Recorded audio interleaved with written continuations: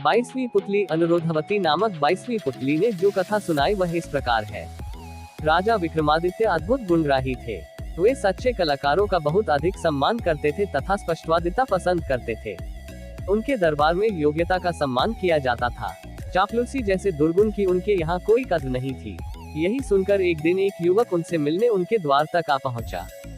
दरबार में महफिल सजी हुई थी और संगीत का दौर चल रहा था। वह युवक द्वार पर राजा की अनुमति का इंतजार करने लगा। वह युवक बहुत ही गुणी था। बहुत सारे शास्त्रों का ज्ञाता था। कई राज्यों में नौकरी कर चुका था। स्पष्ट वक्ता होने के कारण उसके आश्रयदाताओं को वह धृष्ट नजर आया, अतः हर जगह उसे नौकरी से निकाल दिया गया। इतनी ठोकरें खाने के बाद भी उसकी प्रकृति तथा व्यवहार में कोई परिवर्तन नहीं आ सका। वह द्वार पर खड़ा था, तभी उसके कान में वादन का स्वर पड़ा और वह बड़बड़ाया, महफिल में बैठे हुए लोग मूर्ख हैं। संगीत का आनंद उठा रहे हैं, मगर संगीत का जरा भी ज्ञान नहीं है। साजिंदा गलत राग बजाए जा रहा है, लेकिन कोई भी उसे मना नहीं कर रहा है। उसकी बड़बड़ाहट द्वारपाल को स्पष्ट सुनाई पड़ी। उसका चेहरा क्रोध से लाल हो गया। उसने उसको संभाल कर टिप्पणी करने को कहा। उसने जब उस युवक को कहा कि महाराज विक्रमादित्य खुद महफिल में बैठे हैं और वे बहुत बड़े कला पारखी हैं, तो युवक ने उपहास किया। उसने द्वारपाल को कहा कि वे कला प्रेमी हो सकते हैं, मगर कला पारखी नहीं, क्योंकि साजिंदे का दोषपूर्ण वादन उनकी समझ में नहीं आ रहा है। उस युवक ने यह भी बता दिया कि वह साजिंदा किस तरफ बैठा हुआ है। अब द्वारपाल से नहीं रहा गया। उसने उस युवक से कहा कि उसे राजदंड मिलेगा अगर उसकी बात सच साबित नहीं हुई। उस युवक ने उसे सच्चाई का पता लगाने के लिए कहा तथा बड़े ही आत्मविश्वास से कहा कि वह हर दंड भुगतने को तैयार है अगर यह बात सच नहीं साबित हुई। द्वारपाल अंदर गया तथा राजा के कानों तक यह बात पहुंची। विक्रम ने तुरंत आदेश किया कि वह युवक महफिल में पेश किया जाए। विक्रम के सामने भी उस युवक ने एक दिशा में इशारा करके कहा कि वहां एक वादक की उंगली दोषपूर्ण है। उस ओर बैठे सारे वादकों की उंगलियों का निरीक्षण किया जाने लगा। सचमुच एक वादक के अंगूठे का ऊपरी भाग कटा हुआ था और उसने उस अंगूठे पर पतली खाल चढ़ा रखी थी। राजा उस युवक के संगीत ज्ञान के कायल हो गए। तब उन्होंने उस युवक से उसका परिचय प्राप्त किया और अपने दरबार में उचित सम्मान देकर रख लिया। वह युवक सचमुच ही बड़ा ज्ञानी और कला मर्मज्ञ था। उसने समय समय पर अपनी योग्यता का परिचय देकर राजा का दिल जीत लिया। एक दिन दरबार में एक अत्यंत रूपवती नर्तकी आई। उसके नृत्य का आयोजन हुआ और कुछ ही क्षणों में महफिल सज गई। वह युवक भी दरबारियों के बीच बैठा हुआ नृत्य और संगीत का आनंद उठाने लगा। वह नर्तकी बहुत ही सधा हुआ नृत्य प्रस्तुत कर रही थी और दर्शक मुग्ध होकर रसास्वादन कर रहे थे। तभी न जाने कहां से एक भंवरा आकर उसके वक्ष पर बैठ गया। नर्तकी नृत्य नहीं रोक सकती थी और न ही अपने हाथों से भंवरे को हटा सकती थी, क्योंकि भंगिमाएं गड़बड़ हो जाती। उसने बड़ी चतुरता से सांस अंदर की ओर खींची तथा पूरे वेग से भंवरे पर छोड़ दी। अनायास निकले सांस के झोंके से भंवरा डरकर उड़ गया।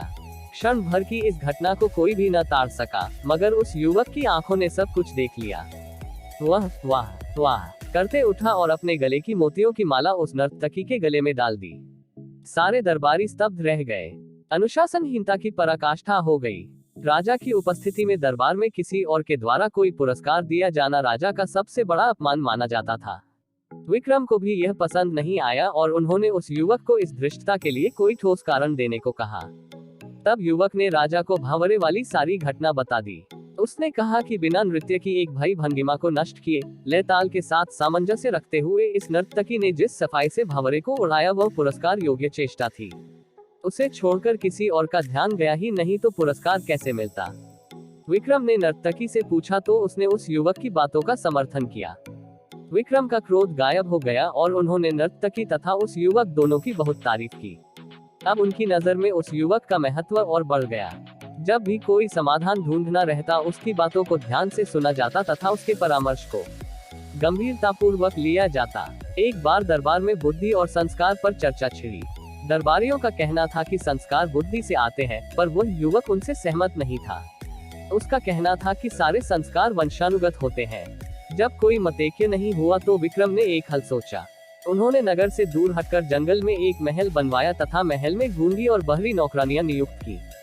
एक एक करके 4 नवजात शिशुओं को उस महल में उन नौकरानियों की देखरेख में छोड़ दिया गया। उनमें से एक उनका, एक महामंत्री का, एक कोतवाल का तथा एक ब्राह्मण का पुत्र था।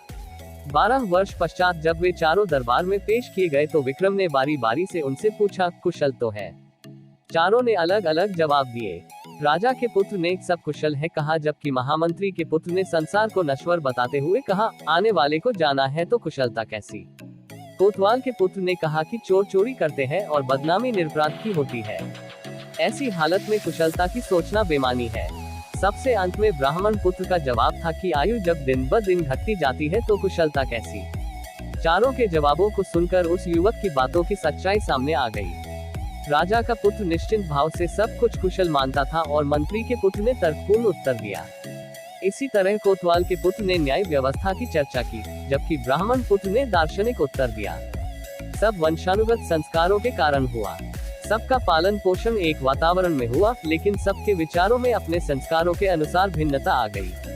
सभी दरबारियों ने मान लिया कि उस युवक का मानना बिल्कुल सही है।